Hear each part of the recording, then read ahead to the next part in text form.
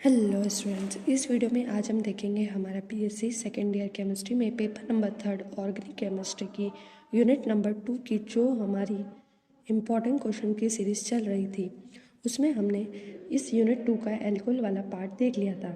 तो इस वीडियो में आज हम स्टार्ट करें हमारा फिनॉल वाला पार्ट, जिसमें फिनॉल का बहुत इंपॉर्टेंट क्वेश्चन है, फिनॉल की अम्लीयता या फिनॉल का अम्लीय व्यवहार। 100% ये क्वेश्चन एग्जाम में आता है, तो आपको इसे ध्यान से समझना है क्योंकि ये ऑर्गेनिक केमिस्ट्री है, तो आपको इसे अच्छे से समझना रहेगा। तो अगर आप चाहते हैं कि आपका ये क्वेश्चन एग्जाम में ना छूटे, इसलिए आपको इस वीडियो को अच्छे से समझना है। तो बिना देर के स्टार्ट करते हैं। सबसे पहले हेडिंग डालेंगे फिनॉल की अम्लीयता, या ब्रैकेट में लिखेंगे अम्लीय व्यवहार। थ्योरी में फिनॉल दुर्बल अम्लीय प्रकृति का होता है और क्षार धातु से अभिक्रिया करके फिनॉक्साइड बनाता है। फिनॉल जो होता है उसमें अम्लीय प्रकृति होती तो है, लेकिन वो दुर्बल अम्लीय प्रकृति का होता है, ये याद रखना है। अम्लीयता होती है लेकिन दुर्बल होती है।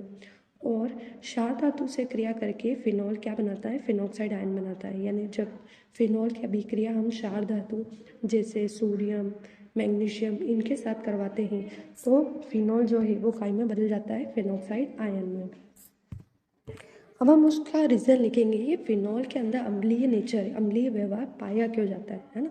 कुछ कारण होगा। अम्लीय व्यवहार मतलब क्या होता है, पहले एक चीज़ समझना। जब भी कोई पदार्थ अपना हाइड्रोजन दान कर दे, ये आपका फिनॉल है, इस फिनॉल का अगर ये हाइड्रोजन दान कर दे, देखो यहाँ पर इसने हाइड्रोजन दान कर दिया है और अपने में से हाइड्रोजन निकाल दिया है, तो उसी को बोलते हैं अम्लीय व्यवहार।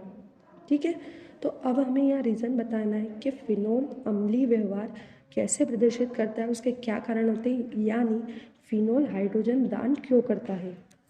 तो थ्योरी लिखी हुई है, प्रोटॉन के पृथक्करण के पश्चात फिनॉल फिनॉक्साइड आयन बनाता है जो स्थायी होता है। इसी कारण फिनॉल अपने हाइड्रोजन का दान करके अम्लीय गुण प्रदर्शित करता है।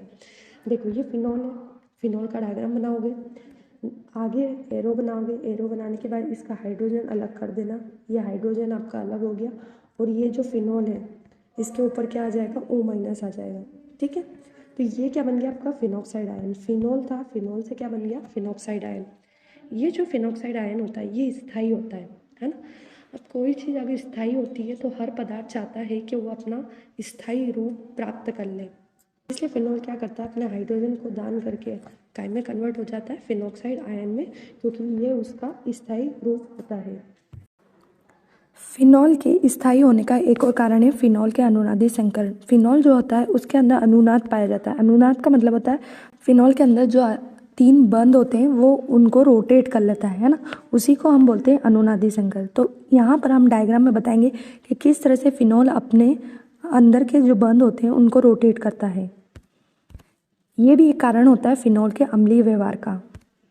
तो सबसे पहले आप फिनॉल का फर्स्ट स्ट्रक्चर बनाएंगे। ये फिनॉल का डायग्राम जैसा दिख रहा है वैसे आपको बनाना है, और फर्स्ट से सेकंड पे कैसे जाना है, ये जो आपको ब्लू कलर के जो एरो बता रहे हैं इस तरह से आपको इन फिनॉल के जो बंद होते हैं उनको रोटेट करना है।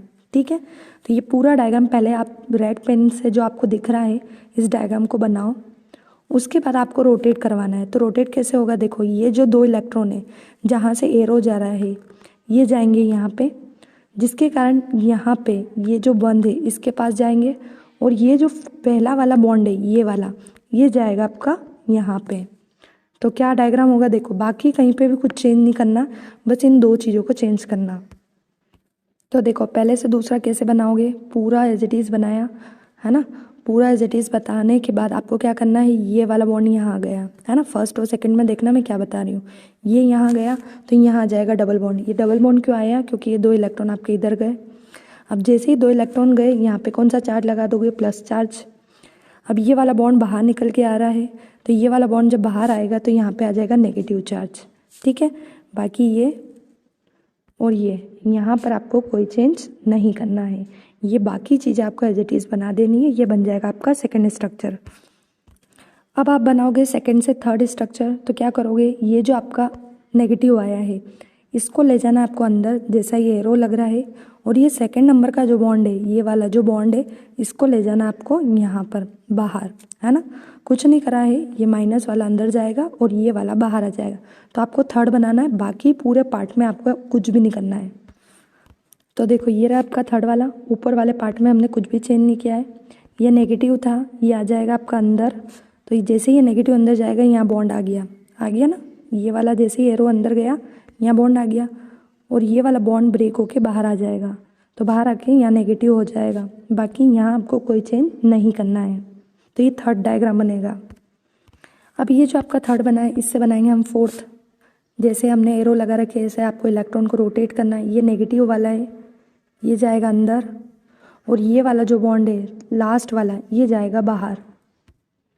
क्या करा हमने, नेगेटिव वाला गया अंदर और ये वाला जाएगा बाहर। तो फोर्थ वाला बनाना, फोर्थ वाले में यहाँ से यहाँ तक कोई चेंज नहीं करना है। ये देखो यहाँ बनाना है, ये देखो क्या करा हमने, पूरा एज इट इज़ बना देना है ना।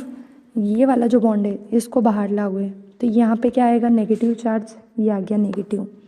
और ये वाला जो था ये अंदर आके यहाँ बॉन्ड बना लेगा, तो ये आ गया आपका बॉन्ड। यहाँ कुछ भी चेंज नहीं था और ऊपर का भी आपका एज इट इज़ रहेगा। अब फोर्थ वाले को देखकर फिफ्थ बनाओगे तो ये वाला जो इलेक्ट्रॉन है ये जाएगा अंदर, और जैसे ही अंदर जाएगा ये वाला जो डबल बॉन्ड आपने लगाया था फर्स्ट स्टेप में ये ऊपर चला जाएगा। तो देखो ये वाला इलेक्ट्रॉन अंदर गया तो यहाँ पे बॉन्ड बनेगा, और ये जो बॉन्ड ब्रेक होगा तो फिर से यहाँ दो इलेक्ट्रॉन आ जाएंगे। तो ये फोर्थ और फिफ्थ को देखना, देखो यहाँ बॉन्ड आ गया आपका फिफ्थ वाले में, और ये बॉन्ड ब्रेक होके यहाँ दो इलेक्ट्रॉन एज इट इज़ आ जाते हैं। तो ये बन जाता है आपका फिफ्थ स्ट्रक्चर।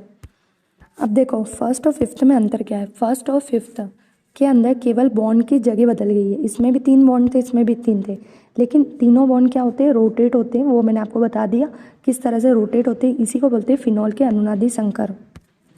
तो ये इस तरह से आपको पांचों डायग्राम दिखाई देंगे अगर आपने अच्छे से सिस्टमेटिक बना लिए हो तो। थोड़े से टफ डायग्राम है, 1-2 बार प्रैक्टिस करोगे तो हो जाएंगे। ये वाला जो इमेज है ये आप सामने रखना, और इसी को देखकर जिस तरह से मैंने ब्लू एरो लगा रखे हैं ऐसे आपको अपने बॉन्ड को रोटेट करवाना है, यानी आपके जो बंद होते हैं उसको घुमाना है। आगे लिखेंगे हम, अनुनाद के कारण ऑक्सीजन परमाणु पर धनावेश प्राप्त होता है, जिससे यह OH बन के इलेक्ट्रॉन युग्म को अपनी ओर आकर्षित कर लेता है तथा प्रोटॉन आसानी से अलग हो जाता है। क्या बता रहा है ये देखना। अब यहाँ पे हमने देखा था कि ये सेकेंड, थर्ड और फोर्थ चारों स्ट्रक्चर में ऑक्सीजन पर पॉजिटिव चार्ज आ जाता है ना। अब ये अगर ऑक्सीजन पे पॉजिटिव चार्ज आया तो ये ऑक्सीजन क्या करता है, ये ऑक्सीजन हाइड्रोजन के इलेक्ट्रॉन को अपनी ओर अट्रैक्ट करता है ना। ये जो ऑक्सीजन है ये हाइड्रोजन के इलेक्ट्रॉन को अपनी ओर अट्रैक्ट करता है। सारे इलेक्ट्रॉन किधर जाएंगे, ऑक्सीजन की तरफ, क्योंकि ऑक्सीजन के पास क्या आ गया, पॉजिटिव चार्ज आ गया है। तो सारे इलेक्ट्रॉन किधर चले गए, ऑक्सीजन की तरफ, और हाइड्रोजन आपका अकेला रह जाता है जो आसानी से निकल कर फिनॉल का अम्लीय व्यवहार प्रदर्शित करता है। अब ये देखो सारे इलेक्ट्रॉन ऑक्सीजन की तरफ गए तो बेचारा ये हाइड्रोजन अकेला रह गया। अभी जैसे ही अकेला रहा ये बाहर निकल जाता है। तो लास्ट में हम ये लिखते हैं फिनॉल अम्लीय प्रभाव दर्शाता है। तो यहाँ पर हमने फिनॉल के अम्लीय व्यवहार होने के 2 कारण बताए। पहला बताया हमने कि फिनॉल जो होता है हाइड्रोजन को छोड़कर फिनॉक्साइड आयन बनाता है जो कि स्थायी होते हैं, इसलिए वो अपना हाइड्रोजन त्याग देता है। और दूसरा कारण हमने बताया कि फिनॉल के अंदर अनुनाद होते हैं जिसके कारण ऑक्सीजन पर प्लस चार्ज आ जाता है और वो हाइड्रोजन के इलेक्ट्रॉन को अपनी तरफ खींचकर हाइड्रोजन को निकाल देता है। इसी कारण आपका फिनॉल अम्लीय व्यवहार दर्शाता है। तो ये था आपका टॉपिक फिनॉल का अम्लीयता या फिनॉल का अम्लीय व्यवहार। आई होप आपको क्लियर हो गया होगा। इसी तरह से BSc सेकेंड ईयर के और भी इंपॉर्टेंट टॉपिक्स की वीडियो हम आपके लिए लाते रहेंगे। अगर आपको वीडियो पसंद आया तो लाइक करें, सब्सक्राइब करें और शेयर करना ना भूलें ताकि आने वाले इंपॉर्टेंट टॉपिक आपको समय पर मिल सके। Thank you.